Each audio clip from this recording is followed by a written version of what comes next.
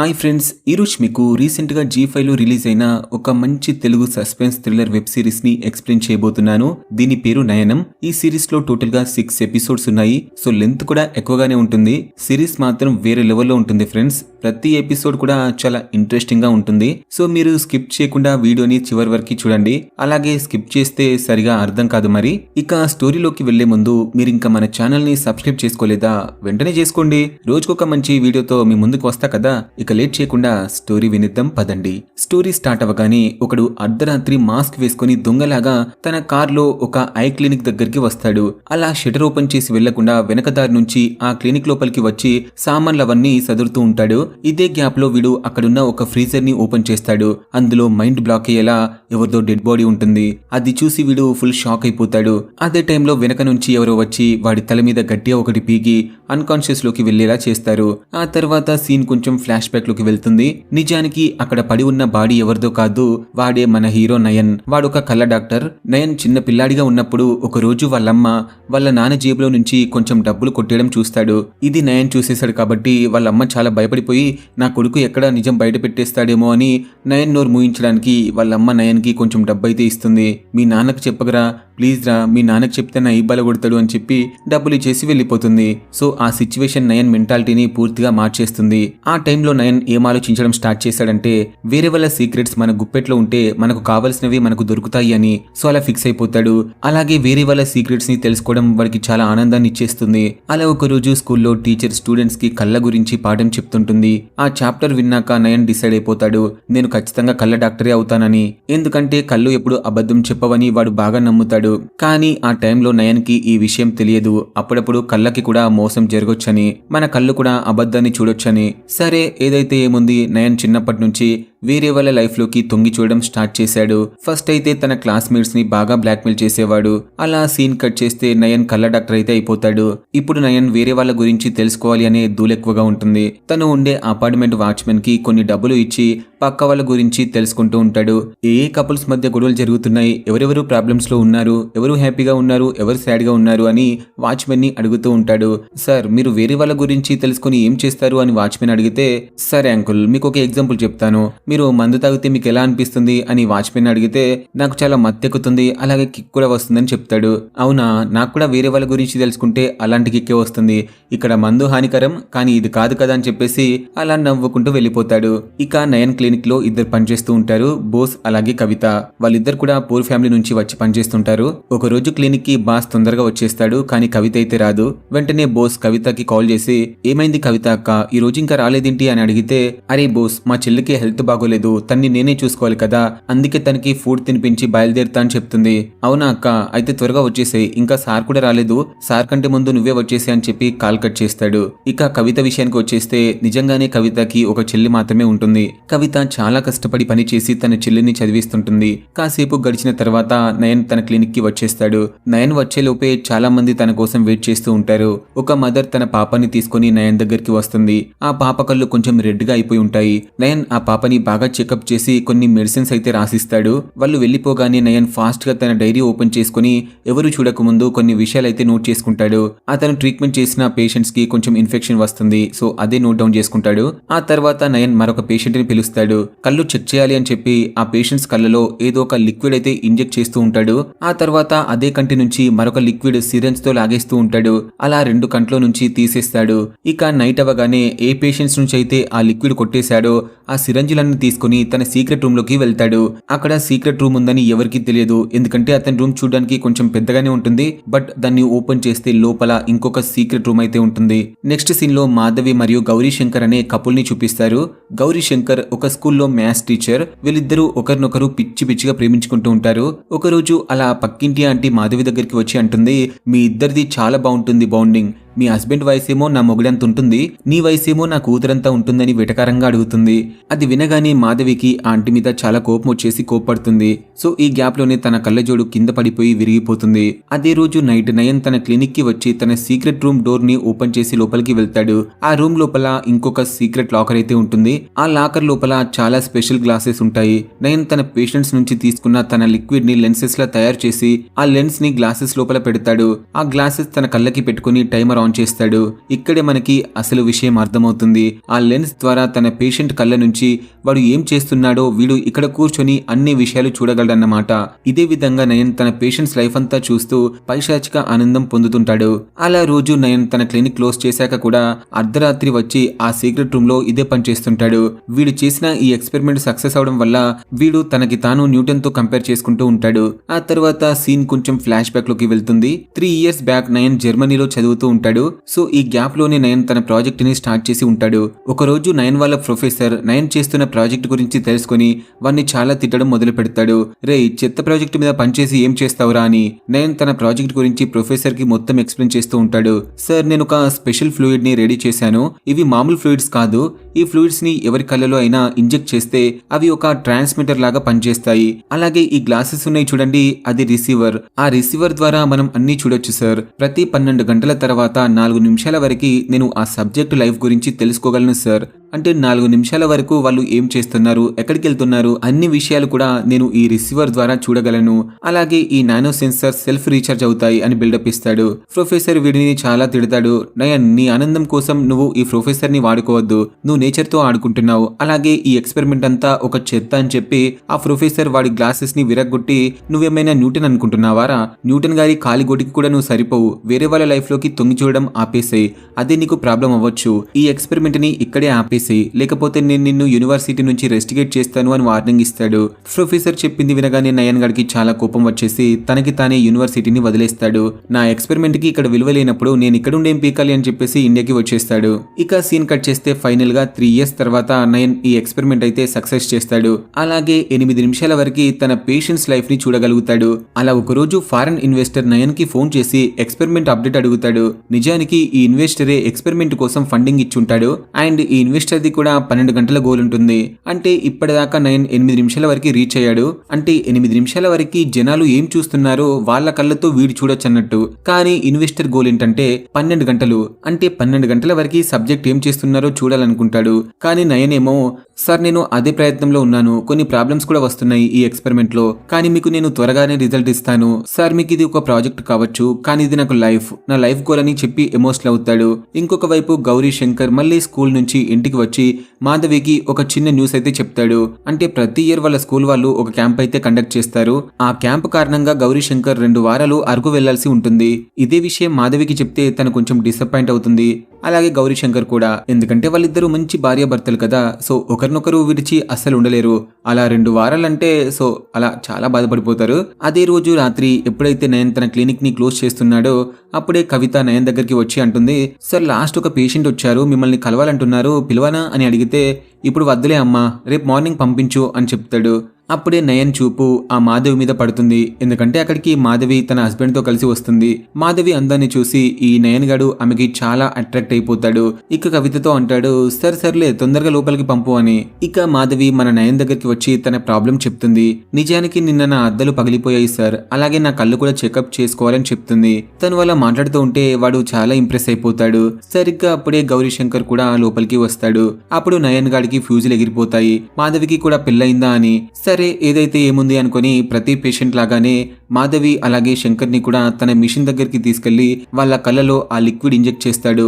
అలాగే మాధవిని చూడాలంటే గౌరీ శంకర్ కళ్ళలో కూడా ఇంజెక్ట్ చేయాలి కదా, వాడు చూస్తేనే కదా ఆమె కనిపిస్తుంది. మాధవి వచ్చినప్పుడు తన్ని వీడియో అయితే తీసుకుంటాడు. తన వీడియోని మళ్ళీ రోజు చూస్తూ ఉంటాడు. ఎంతైనా డాక్టర్ ముసుగులో ఉన్న మన కామందుడు కదా. సో నయన్ తన క్లినిక్ అయిపోయాక రోజు ఇదే పని చేస్తుంటాడు. ఇక నైట్ మళ్ళీ తన సీక్రెట్ రూమ్ లోకి వెళ్లి అదే తన స్పెషల్ గ్లాసెస్ హెల్ప్ తో మాధవి అలాగే రవిశంకర్ లైఫ్ ని చూడడం మొదలు పెడతాడు. ఇక నయన్ కి కనిపిస్తుంది వాళ్ళిద్దరూ చాలా రొమాంటిక్ గా ఉండడం. వాళ్ళు అలా రొమాన్స్ చేసుకోవడం చూసి నయన్ కి చాలా కోపం వచ్చేస్తుంది. అలాగే జెల్స్ గా కూడా ఫీల్ అవుతాడు. నెక్స్ట్ డే నయన్ చూస్తాడు గౌరీ శంకర్ ఎవరో ఒక వ్యక్తితో గొడవ పడుతూ ఉంటాడు స్కూల్లో. ఇప్పుడు నయన్ కేవలం విజువల్స్ మాత్రమే చూడగలడు కదా, అతనికి ఏమీ వినిపించదు. సో అర్థం కాదు అసలు వాళ్ళిద్దరు దేని గురించి గొడవ పడుతున్నారు అని. ఇదే విధంగా నయన్ డైలీ మాధవి రవిశంకర్ లైఫ్ ని చూస్తూ టైం పాస్ చేస్తుంటాడు. ఒక రోజు నయన్ ఒక షాకింగ్ సీన్ చూస్తాడు. ఆ మాధవి ఉంటుంది కదా, మాధవి గౌరీ శంకర్ గొడవ పడిన వ్యక్తితో అయితే మాట్లాడుతూ ఉంటుంది. ఇప్పుడు 8 నిమిషాల వరకే వాళ్ళ లైఫ్ ని చూడగలుగుతున్నాడు. ఆ తర్వాత వాళ్ళ లైఫ్ లో ఏం జరుగుతుందో వీడికి అసలు ఏమీ అర్థం కాదు. ఎప్పుడైతే వీడు మాధవిని చూశాడో మాధవి పక్కన తనని తాను ఇమాజినేషన్ చేసుకుంటూ కళ్ళు కంటూ ఉంటాడు. అలా కొన్ని రోజులు గడిచిన తర్వాత మాధవి అర్ధరాత్రి గౌరీశంకర్ పడుకున్న తర్వాత తన ఫేస్ కి మాస్క్ వేసుకుని దొంగలాగా తన ఇంటి నుంచి బయటకు వస్తుంది. మాధవి ఏదో ప్లేస్ కి వెళ్లి ఎవరో పర్సన్ ని కలుస్తుంది.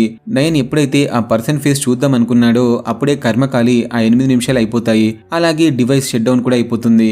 నయన్ అనుకుంటాడు మేబీ ఆ పర్సన్ మాధవి బిఎఫ్ ఏమో అని, అంటే బాయ్ ఫ్రెండ్ అని. నెక్స్ట్ డే మళ్ళీ నయన్ ఆ పర్సన్ ఫేస్ చూడడానికి చాలా ట్రై చేస్తాడు, కానీ ఆ పర్సన్ ఫేస్ కి మాస్క్ వేసుకొని ఉంటాడు. నయన్ తన డివైస్ మీద పని చేయడం మానేసి ప్రతిరోజు మాధవినే చూస్తుంటాడు. ఇదే విషయం తెలుసుకోవడానికి చాలా ట్రై చేస్తాడు, కానీ ఆ పర్సన్ తన బిఎఫ్ఆ లేక ఇంకెవరా అని మనడికి అస్సలు అర్థం కాదు. ఇక సీన్ సితార్ చేస్తే ఇంకొక రాత్రి ఎప్పుడైతే నయన్ స్పెక్స్ పెట్టుకొని మాధవి లైఫ్ చూస్తూ ఉన్నాడో, అంటే గౌరీశంకర్ కళ్ళ నుంచి, అదే రోజు నైట్ మాధవి తన హస్బెండ్ గౌరీశంకర్ ని చంపేస్తుంది. ఎస్, మీరు విన్నది కరెక్టే. ఇది చూసి నయన్ గారికి మైండ్ బ్లాక్ అయిపోతుంది. తెల్లవారాక ఆ నయన్ పోలీస్ స్టేషన్ కి వెళ్లి ఈ విషయం చెప్తాడు. సార్, మాధవి అనే ఒక ఆమె తన హస్బెండ్ గౌరీశంకర్ ని చంపేసింది, నా కళ్ళతో నేను చూసా అని. పోలీస్ వాళ్ళు అడుగుతారు, నువ్వు ఎక్కడ చూసావు అబ్బాయి, హత్య జరిగే టైంలో నువ్వు అక్కడే ఉన్నావా అని అంటే నయన్, సార్ నేను అక్కడ లేను సార్, కానీ నాకు తెలుసు అని అంటే పోలీస్ వాళ్ళు ఈ నయన్ మీద డౌట్ పడి వీడినే అరెస్ట్ చేస్తారు. ఇక జోక్ ఏంట్రా అంటే ఇదంతా కూడా మనడు కలకంటాడు. అదే టైంలో బోస్ గాడు క్లినిక్ కి వస్తాడు. ఎప్పుడైతే బోస్ ఆ సీక్రెట్ రూమ్ లోకి వెళ్దాం అనుకుంటాడో అప్పుడే నయన్ ఆ రూమ్ లో నుంచి బయటకు వచ్చి, రే నువ్వు ఇక్కడేం చేస్తున్నావురా అని అంటే, సార్ నేను బయటకు వెళ్తూ ఉన్నాను, మన షట్టర్ ఏమో ఓపెన్ చేసి ఉంది, అసలు నిన్న రాత్రి నుంచి ఇక్కడేం చేస్తున్నారు, మీరు ఇక్కడే పడుకున్నారా అని అంటే నయన్ ఏమో కొంచెం కవర్ చేస్తాడు. అవును, నిన్న రాత్రి నాకు కొంచెం పని ఉంది, అందుకే ఇక్కడే పడుకున్నానులే గానీ, అండ్ ఇదిగో నీ శాలరీ తీసుకో, కొన్ని రోజులు నువ్వు క్లినిక్ కి అసలు రాకు, నాకు ఇప్పుడు చాలా వర్క్ ఉంది, నేనే కొన్ని రోజుల తర్వాత మళ్ళీ ఓపెన్ చేస్తాను, అప్పుడు నేను కాల్ చేస్తాను, అప్పుడు వచ్చేసే అని చెప్పి అతనికి అలాగే కవితకి చాలా డబ్బు అయితే ఇచ్చి పంపిస్తాడు. ఫస్ట్ వాడైతే అసలు వెళ్ళడు, తర్వాత మనడు ఒక్కడి పీకి పంపించేస్తాడు. ఇక మన నయన్ మళ్ళీ ఇంటికి వచ్చాక కూడా అదే సీన్ తన కళ్ళ ముందు తిరుగుతూ ఉంటుంది. మాధవి తన హస్బెండ్ ని చంపిన సీన్. సో వీడు చాలా ఆలోచిస్తాడు. ఇప్పుడు వీడికి కొన్ని విషయాలు అయితే అస్సలు తెలియదు. మాధవి తన హస్బెండ్ బాడీని ఎక్కడ దాచింది, అసలు ఎందుకు చంపాల్సి వచ్చింది, అసలు మర్డర్ వెపన్ ఎక్కడ దాచిపెట్టిందో కూడా ఇవే విషయాలు కూడా మనడికి తెలియదు, ఎందుకంటే అవన్నీ చూడలేకపోయాడు కాబట్టి. మరొక వైపు మాధవి ఇంటికి వాళ్ళ అత్త మామలు కూడా వచ్చేస్తారు. వీళ్ళిద్దరు మాధవితో అంటూ, మేము ఆల్రెడీ మీకు ఇన్ఫార్మ్ చేశాం కదా, అయినా కూడా గౌరీశంకర్ మమ్మల్ని పికప్ చేసుకోవడానికి ఎందుకు రాలేదు, అసలు వాడి ఫోన్ కూడా కలవడం లేదు, ఏమైంది వాడికి, ఎక్కడున్నాడు అని అడిగితే మాధవి అంటూ, అయ్యో అత్తగారు, మా ఆయన స్కూల్ పని మీద అరకు వెళ్లారు, అది హిల్ స్టేషన్ కదా, మేబీ నెట్వర్క్ ప్రాబ్లం ఉండొచ్చులే, నా ఫోన్ కూడా పికప్ చేయట్లేదు, నా ఫోన్ కూడా కలవట్లేదు అని కవర్ డ్రైవ్లు కొడుతూనే ఉంటుంది. ఇటువైపు నయన్ తన డివైస్ టైమింగ్ ని ఎక్స్పాండ్ చేసే పనిలో బిజీగా ఉంటాడు. చాలా కష్టపడి 12 నిమిషాల వరకు చేరుకుంటాడు. ఇదే గ్యాప్ లో ఒక రోజు తన డివైస్ లో ఎర్రర్ కూడా రావడం స్టార్ట్ అవుతుంది. ఫుల్ కోపం వచ్చేస్తుంది, ఇన్ని సంవత్సరాల కష్టం వేస్ట్ అయిపోయింది అని చెప్పి. ఆ టైంలో ఆ ఫారెన్ ఇన్వెస్టర్ నయన్ కి ఫోన్ చేసి మళ్ళీ అప్డేట్ అడుగుతాడు. నయన్ ఏదో ఒకటి బిస్కెట్లు వేస్తూనే ఉంటాడు. ఆ ఇన్వెస్టర్ నయన్ కి ఒక డెడ్ లైన్ కూడా ఇచ్చేస్తాడు, త్వరగా పని చేసే, నాకు ఓపిక చాలా తక్కువ, తొందరగా ఫినిష్ చేయమని చెప్తాడు. కానీ మన నయన్ ఏం చేస్తాడో తెలుసా, పని చేయడం మానేసి జస్ట్ మాధవి మీద ఫోకస్ పెట్టేస్తాడు. ఫుల్ స్పైగా ఉంటాడు. ఫాస్ట్ గా తన ల్యాప్టాప్ లో సేవ్ చేసుకున్న మాధవి ఇంటి అడ్రస్ తెలుసుకుని తన దగ్గరికి వెళ్లి, మీ హస్బెండ్ ఇంట్లో ఉన్నారా, ఆయన రీడింగ్ గ్లాసెస్ అడిగారు, ఇవే ఇవ్వడానికి వచ్చా అని. అవునా, ఆల్రెడీ మేము తీసుకున్నాం కదా, మళ్ళీ ఎందుకు తెచ్చి ఇస్తున్నారు అని అంటే, సర్లే అని చెప్పేసి గ్లాసెస్ తీసుకుని నయన్తో ఏమీ మాట్లాడదు, వెంటనే తలుపు వేసేసి లోపలికి వెళ్లిపోతుంది. ఇక మనోడికి మూడినట్టే అనిపిస్తుంది. అలా 2 రోజులు గడిచిన తర్వాత గౌరీశంకర్ వాళ్ళ అమ్మా నాన్న ఇంకా మాధవి పోలీస్ స్టేషన్ కి వచ్చి గౌరీశంకర్ మిస్సింగ్ కంప్లైంట్ రాయిస్తారు. ఫస్ట్ కానిస్టేబుల్ అయితే వాళ్ళ కంప్లైంట్ ని అస్సలు తీసుకోడు, వాడేమైనా చిన్న పిల్లోడా, ఇక్కడెక్కడో ఆడుకుంటూ ఉంటాడు అని చెప్పేసి వాళ్ళతో అంటాడు. సరిగ్గా అదే టైంకి ఇన్స్పెక్టర్ వచ్చి వాళ్ళ ప్రాబ్లం గురించి తెలుసుకుని వాళ్ళ స్టేట్మెంట్ అయితే తీసుకుంటాడు. గౌరీశంకర్ వాళ్ళ అమ్మకి ధైర్యం అయితే చెప్తాడు, మీరు అస్సలు భయపడకండి, మీ అబ్బాయి గురించి నేను కనుక్కుంటాలే అని. అదే టైంలో మన నయన్ కూడా తన్ని స్పై చేస్తున్నాడు కదా, సో పోలీస్ స్టేషన్ దగ్గరికి వచ్చి లోపలికి తొంగి చూస్తుంటాడు, అసలు మాధవి పోలీస్ స్టేషన్ కి ఎందుకు వచ్చింది అని. ఇక కానిస్టేబుల్ నయన్ అలా తొంగి చూడడం గమనించి వెంటనే వాడి దగ్గరికి వెళ్లి, ఇక్కడేం చేస్తున్నావు అబ్బాయి అంటే, అయ్యో సార్, నేను పోలీస్ స్టేషన్ ని చూడడం ఫస్ట్ టైం, లోపల ఎలా ఉంటుందో చూడ్డానికి వచ్చానని చెప్తాడు. అవునా బాబు, లోపలిస్తే బాగా చూడొచ్చు, ఏమంటావా అని చెప్పి కౌంటర్ వేస్తాడు. సో నయన్ మెల్లగా అక్కడి నుంచి ఇక జంప్ అయిపోతాడు. ఆ తర్వాత పోలీస్ వాళ్ళు గౌరీశంకర్ స్కూల్ కి వెళ్లి అక్కడ ఎంక్వైరీ చేస్తారు. అలాగే వాళ్ళ ఇంటి దగ్గరికి కూడా వచ్చి ఎంక్వైరీ చేస్తుంటారు. ఈ నయన్ కూడా పోలీస్ వాళ్ళని ఫాలో అవుతూ వాళ్ళ మాటలు వింటూనే ఉంటాడు. ఇన్స్పెక్టర్ మాధవ్ ఇంటి దగ్గరికి వచ్చి, మా ఇన్వెస్టిగేషన్ లో ఈ విషయం తెలిసింది, మీ హస్బెండ్ క్యాంప్కి వెళ్ళనే లేదు, అతని లాస్ట్ లొకేషన్ ఈ సిటీలోనే చూపిస్తుంది, మీ ఇద్దరి మధ్య ఏమైనా గొడవ జరిగిందా అని అడిగితే మాధవి వల్ల అత్తమామలు అంటారు, అయ్యో సార్, వీళ్ళిద్దరూ ఒకరినొకరు చాలా ప్రేమించుకుంటున్నారు, వీళ్ళు ఎప్పుడూ గొడవ పడరు, అలాగే చాలా మంచి భార్యాభర్తలు అని చెప్తారు. అవునా అమ్మ, మంచిదైతే. గౌరీశంకర్ కి ఎవరితోనన్నా శత్రుత్వం ఉందా అని అంటే మాధవి అంటుంది, అవును సార్, కానీ ఒకరోజు నా హస్బెండ్ దగ్గర ఒక హిందీ టీచర్ గురించి విన్నాను, హిందీ టీచర్ నా హస్బెండ్ తో గొడవ పడ్డారు అని చెప్తుంది. పోలీస్ వాళ్ళు ఎంక్వైరీ చేసి చేశాక అక్కడి నుంచి వెళ్తుంటే నయన్ కూడా ఇది చూసి వెంటనే తన బండి తీస్తాడు, ఎందుకంటే ఫాలో చేస్తుంటాడు కదా. సో అప్పుడే మిస్టేక్ లో ఒక బైక్ వాడిని గుద్దేస్తాడు. ఆ బైక్ అతను నయన్ తో చాలా గొడవ పడతాడు. చూస్తూ ఉండగానే అక్కడ చాలా క్రౌడ్ అయిపోతారు. ఇన్స్పెక్టర్ ఆ గొడవ చూసి కానిస్టేబుల్ తో అంటాడు, చూడండి అయ్యా, వెంటనే వెళ్లి గొడవ క్లియర్ చేయండి, అసలు ఎందుకు అంత గొడవ జరుగుతుంది అక్కడ అని. సో కానిస్టేబుల్ అక్కడికి వస్తాడు. కానిస్టేబుల్ ని చూసి నయన్ తన మొహాన్ని దాచుకుంటాడు, ఎందుకంటే పోలీస్ స్టేషన్ దగ్గర ఇదే కానిస్టేబుల్ నయన్ ని బయటకు వెళ్ళమన్నాడు కదా. కానిస్టేబుల్ నయన్ మొహాన్ని చూసి నిన్నెక్కడ చూసానయ్యా, నిన్నెక్కడ చూసానే అని చెప్పి గుర్తు చేసుకుంటాడు. బట్ గుర్తు రాదు. సరేలే తర్వాత గుర్తు చేసుకుంటా అని చెప్పి ఇక అక్కడ క్రౌడ్ మొత్తం క్లియర్ చేసి ఆ డ్యామేజ్ ఏదో అయింది కదా దానికి పే చేసే అని చెప్పేసి మన నయన్ గారికి చెప్తాడు. ఇక ఇద్దరు కలిసి మెకానిక్ దగ్గరికి అయితే తీసుకెళ్తారు. అదే టైంలో ఆ బోస్ గాడు కవిత ఇంటి దగ్గరికి వచ్చి తన శాలరీ ఇస్తాడు. సార్ నీకు శాలరీ ఇవ్వమన్నారక్క, కొన్ని రోజులు ఆ క్లినిక్ ఓపెన్ చేయరంట, ఒకవేళ ఇలాగే కొనసాగితే మనం వేరే పని వెతుక్కోవాల్సింది అని చెప్పేసి వెళ్ళిపోతాడు. ఇటువైపు కానిస్టేబుల్ నయన్ ని చూస్తూ చూస్తూ బుర్ర గోక్కుంటాడు.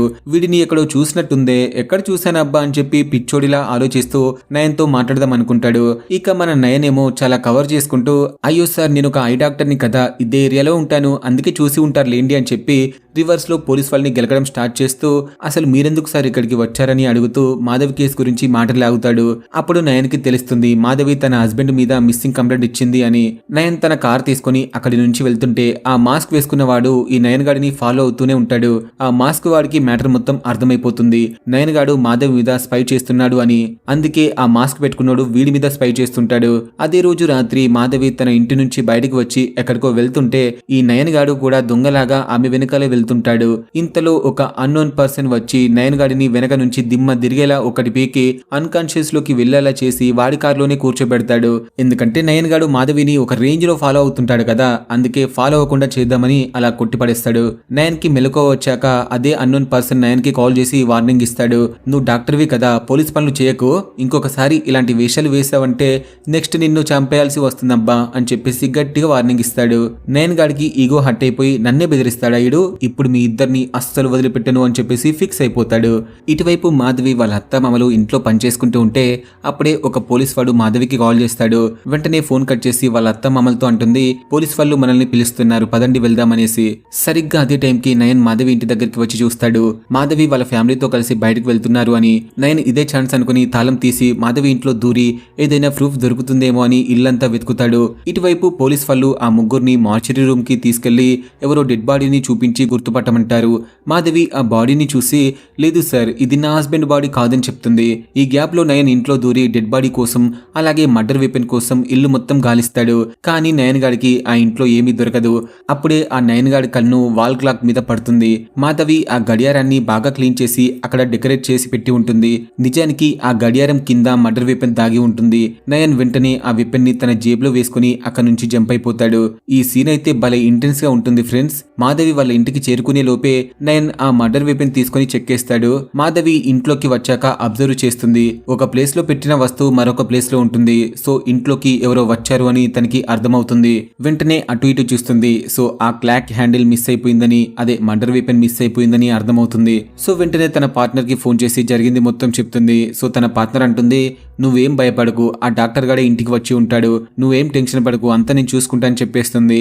ఇక నయన్ ఆ మర్డర్ వెపన్ ని ప్యాక్ చేసేసి తన ఫేస్ కి మాస్క్ వేసుకుని పోలీస్ స్టేషన్ దగ్గరికి వెళ్లి ఈ పార్సల్ ఇన్స్పెక్టర్ గారి కోసం వచ్చింది, సార్ వచ్చాక ఓపెన్ చేయమని చెప్పేసి వెళ్ళిపోతాడు. ఆ కానిస్టేబుల్ పార్సల్ ఓపెన్ చేసి చూస్తే అందులో ఆ గడియారం లాంటి ముళ్ళు ఉంటుంది. వీడు అనుకుంటాడు ఇదేదో గిన్నెలా ఉంది అని చెప్పేసి. పైగా అందులో ఫ్రమ్ అడ్రస్ అలాగే టు అడ్రస్ ఉండదు. సో ఎవడో ప్రాంక్ చేసి ఉంటాడు అని చెప్పేసి వాళ్ళకి అర్థమవుతుంది. సో వెంటనే తీసుకెళ్లి స్టోర్ రూమ్ లో పడేస్తారు. కానీ అదే పార్సల్ వెనక నయన్ రాసి ఉంటాడు, షీ కిల్డ్ హిమ్ అని. ఆ తర్వాత నయన్ తన అపార్ట్మెంట్ దగ్గరికి వచ్చి చాలా హ్యాపీగా ఫీల్ అవుతూ, మాధవి ఇక నిన్ను ఎవరు కాపాడలేరు అని మురిసిపోతూ ఉండగా ఆ స్ట్రేంజర్ గాడు మళ్ళీ నయన్ దగ్గరికి వచ్చి వాడి తలకాయని కార్కేసి టపా టపా అని కొడతాడు. అలాగే వార్నింగ్ ఇచ్చేసి అక్కడ నుంచి పారిపోతాడు. నెక్స్ట్ డే మార్నింగ్ ఇన్స్పెక్టర్ ఇంకా కొందరు కానిస్టేబుల్స్ టీ కొట్టు దగ్గర కూర్చొని టీ తాగుతూ మాధవి వాళ్ళ హస్బెండ్ కేసు గురించి డిస్కస్ చేస్తుంటారు. టీ తాగిన తర్వాత ఇన్స్పెక్టర్ డబ్బులు ఇచ్చేటప్పుడు ఆ 20 రూపాయల నోటు మీద రాసి ఉంటుంది, అది మిస్సింగ్ కేసు కాదు మర్డర్ కేసు అని. యాక్చువల్ గా మన ఇన్స్పెక్టర్ పక్కనే నయన్ కూర్చొని ఉంటాడు. నోటు మీద మ్యాటర్ రాసి ఆ నోట్ ని ఇన్స్పెక్టర్ పాకెట్ లో పెట్టి సైలెంట్ గా వెళ్లిపోతాడు. పోలీస్ వాడికి అప్పుడు అర్థమవుతుంది ఎవరో మనకి ఈ కేసులో హెల్ప్ చేస్తున్నారు, కానీ ఎవరికో భయపడుతున్నారు అని. ఇటువైపు నయన్ తన క్లినిక్ లో కూర్చొని చాలా హ్యాపీగా ఉన్నప్పుడు ఆ స్ట్రేంజర్ గాడు నయన్ క్లినిక్ లో 20 రూపాయల నోటు విసిరేస్తాడు. అది ఓపెన్ చేసి చూస్తే అందులో రాసి ఉంటుంది, నువ్వు త్వరలో చచ్చిపోబోతున్నావు అని. అది చూసి నయన్ గాడికి కన్ఫర్మ్ అయిపోతుంది ఆ స్ట్రేంజర్ గాడికి నా ప్రతి కదలిక తెలుస్తుంది అని. ఇంకొక వైపు ఇన్స్పెక్టర్ ఆ హిందీ టీచర్ ని పిలిచి గౌరీశంకర్ గురించి ఎంక్వైరీ చేస్తాడు. నేను విన్నాను ఆ గౌరీశంకర్ కి నీకు గొడవైందంట కదా, అది ఏంటి అంటే ఆ హిందీ టీచర్ గారు అంటాడు, సార్ మా స్కూల్లో రూల్ ఉంది ఎవరైనా టీచర్ స్కూల్లోనే ట్యూషన్ చెప్పాలి అని. కానీ గౌరీశంకర్ మాత్రం స్టూడెంట్స్ కి ఇంటికి వెళ్లి ట్యూషన్ చెప్పడం స్టార్ట్ చేశాడు. నేను ఆ కంప్లైంట్ ని ప్రిన్సిపల్ కి ఇచ్చాను. ఆ విషయం తెలిసి గౌరీశంకర్ నాతో గొడవ పడ్డాడు. కానీ సార్ నేను గౌరీశంకర్ ని ఏమీ చేయలేదని చెప్తాడు. ఈ గ్యాప్ లో మాధవి ఎక్కడికో వెళ్తుంటే మళ్ళీ నయన్ ఆమెని ఫాలో చేస్తాడు. అప్పుడే ఆ హిందీ టీచర్ మాధవి ఎదురుగా వచ్చి అంటాడు, అయ్యో మేడం పోలీస్ వాళ్ళకి నా గురించి ఎందుకు చెప్పారు, ఇప్పుడు వాళ్ళు నన్ను సావగొడుతున్నారు. వర్కింగ్ ప్లేస్ లో చిన్న చిన్న గొడవలు కామన్ కదా మేడం, దాని అర్థం నేనే మీ హస్బెండ్ ని మాయం చేశాని కాదు కదా. ఇది విన్నాక నయన్ ఆ స్కూల్ టీచర్ ని కలవాలని చెప్పేసి వాడి దగ్గరికి వెళ్లి గౌరీశంకర్ గురించి కొంచెం ఎంక్వైరీ చేస్తాడు. ఇంకొక వైపు పోలీస్ వాళ్ళు ఆ కాలనీకి వస్తారు, ఎక్కడైతే గౌరీశంకర్ పిల్లలకి ట్యూషన్ చెప్తుండేవాడు. సో ఎంక్వైరీ చేశాక తెలుస్తుంది ఆ స్టూడెంట్స్ కి కూడా గౌరీశంకర్ గురించి ఏమీ తెలియదని. అదే టైంలో ఒక బాల్ వచ్చి ఇన్స్పెక్టర్ తలకి టంగమని తగులుతుంది. ఆ బాల్ లోపల ఒక చిన్న స్లిప్ ఉంటుంది, దాని మీద ఇలా ఉంటుంది ఫైండ్ ది డెడ్ బాడీ అని. సో అతనికి అర్థమైపోతుంది ఇదంతా మనకి హెల్ప్ చేస్తున్న వాడి పని అని. ఇప్పుడు జరిగినవన్నీ చూసి ఇద్దరు కానిస్టేబుల్స్ ఆ పార్సల్ గురించి మాట్లాడుకుంటూ ఉంటారు. అప్పుడే వాళ్ళ మాటలు విని ఇన్స్పెక్టర్ ఏ పార్సల్ గురించి మాట్లాడుతున్నారా అని అడిగితే కానిస్టేబుల్స్ ఇన్స్పెక్టర్ కి ఆ పార్సల్ గురించి చెప్తారు. అందులో ఒక చిన్న గరిటె ఉంది సార్ అని. స్టేషన్ కి వెళ్లి చెక్ చేస్తే ఆ పార్సల్ వెనకాల అదే హ్యాండ్ రైటింగ్ తో కొన్ని వర్డ్స్ అయితే రాసి ఉంటాయి, షీ ఈస్ ద కిల్లర్ అని. ఇన్స్పెక్టర్ ఆ వెపన్ ని ఫోరెన్సిక్ కి పంపిస్తాడు. తర్వాత పోలీస్ వాళ్ళు వెంటనే మాధవి ఇంటికి వచ్చి ఇల్లు మొత్తం సర్చ్ చేస్తారు. కానీ పోలీస్ వాళ్ళకి ఎలాంటి ప్రూఫ్ దొరకదు. ఆ తర్వాత కవిత తన సిస్టర్ కౌశల్యతో కలిసి పోలీస్ స్టేషన్ కి వస్తుంది. నిజానికి కౌశల్య కూడా గౌరీశంకర్ స్టూడెంటే, సో ట్యూషన్ చెప్తాడన్నమాట. కవిత పోలీస్ తో అంటుంది, సార్ నాకు ఆయన గురించి పెద్దగా తెలియదు, కానీ 2 వీక్స్ వరకు ఆయన ట్యూషన్ కి రారని చెప్పారు, ఏదో క్యాంప్ కి వెళ్తున్నారంట అని. అతను అడుగుతాడు, నువ్వు ఎక్కడ పనిచేస్తున్నావు అమ్మా అని. నేను ముందు ఒక ఐ క్లినిక్ లో పనిచేసేదాన్ని సార్, కానీ ఇప్పుడు అది క్లోజ్ అయింది, అందుకే వేరే వర్క్ చూసుకుంటున్నా అని చెప్తుంది. పోలీస్ అతను కవితని ఆ హ్యాండ్ రైటింగ్ గురించి అడుగుతాడు, మీకు ఈ హ్యాండ్ రైటింగ్ గురించి ఏమైనా తెలుసా అని. కవిత అంటుంది, లేదు సార్ నేను ఎక్కడా చూడలేదు ఈ హ్యాండ్ రైటింగ్ ని, నాకు తెలియదని చెప్తుంది. ఆ తర్వాత హిందీ టీచర్ పోలీస్ వాళ్ళకి ఫోన్ చేసి నయన్ గురించి చెప్తాడు. సార్ నా దగ్గరికి ఒక పర్సన్ వచ్చాడు, గౌరీశంకర్ గురించి అడిగాడు, నేను అతని బండి నెంబర్ నోట్ చేసుకున్నా అని చెప్పి ఆ కార్ నెంబర్ ని సెండ్ చేస్తాడు. ఆ నెంబర్ చూసి కానిస్టేబుల్ అనుకుంటాడు, సార్ ఇది ఆ రోజు యాక్సిడెంట్ కేసు వచ్చింది కదా, ఆ కార్ కూడా ఆ డాక్టర్దే సార్ అని చెప్పి గుర్తుపడతాడు. ఇటువైపు నయన్ ఇంట్లో ఉన్నప్పుడు అతనికి మళ్ళీ ఒక పార్సల్ వస్తుంది. అందులో నయన్ ఫొటోస్ ఉంటాయి. అంటే నయన్ ఆ మాధవిని ఫాలో చేస్తున్న ఫొటోస్. దాని వెనకాల ఇలా రాసి ఉంటుంది, ఇంకొకసారి మమ్మల్ని ఫాలో చేస్తే ఈ ఫోటోలు పోలీస్ వాళ్ళకి వెళ్తాయి అని చెప్పేసి బ్లాక్మెయిల్ చేస్తారు. నెక్స్ట్ డే మార్నింగ్ పోలీస్ వాళ్ళకి ఒక తాగుబోతు కనిపిస్తాడు. ఫుల్ గా తాగి గొడవ చేస్తూ ఉంటాడు. వాడి దగ్గర గౌరీశంకర్ పర్స్ కూడా ఉంటుంది. నిజానికి ఆ ఏరియా కొంచెం చెరువు ఏరియా. పోలీస్ వాళ్ళు అక్కడ చెక్ చేస్తూ ఉంటే అక్కడే గౌరీశంకర్ బట్టలు కూడా కనిపిస్తాయి. ఆ తాగుబోతు అంటాడు, సార్ నాకు ఈ పర్స్ గురించి ఏమీ తెలియదు, నిన్న రాత్రి నేను ఇక్కడ కూర్చొని మందు కొడుతూ ఉంటే ఎవరో అమ్మాయి వచ్చి ఇవి అన్ని పడేసి వెళ్ళిపోయింది సార్ అని చెప్పి అతను అంటాడు. ఇక ఈ వైపు నయన్ డిసైడ్ అయిపోతాడు, ఈ సిటీ నుంచి వదిలేసి ఎక్కడికైనా దూరంగా వెళ్ళిపోవాలి అని, లేకపోతే నా ప్రాణం ఉంటుందో లేదో అని చాలా భయపడిపోతాడు. ఇక పోలీస్ వాళ్ళు మాధవి దగ్గరికి వచ్చి ఆ బట్టలు పర్స్ వాచ్ చూపించి ఇవి మీ హస్బెండ్ వేనా అని అడిగితే మాధవి డ్రామా స్టార్ట్ చేసి అవును సార్ ఇవి నా హస్బెండ్ వే అని చెప్పి ఏడుస్తుంది. ఇక్కడితో పార్ట్ 1 అయిపోతుంది ఫ్రెండ్స్. మళ్ళీ త్వరలో పార్ట్ 2 కూడా అప్లోడ్ చేస్తాను, వెయిట్ చేయండి. ఫుల్ సిరీస్ అయితే మీ ముందుకు తీసుకొచ్చి పెట్టేస్తాను.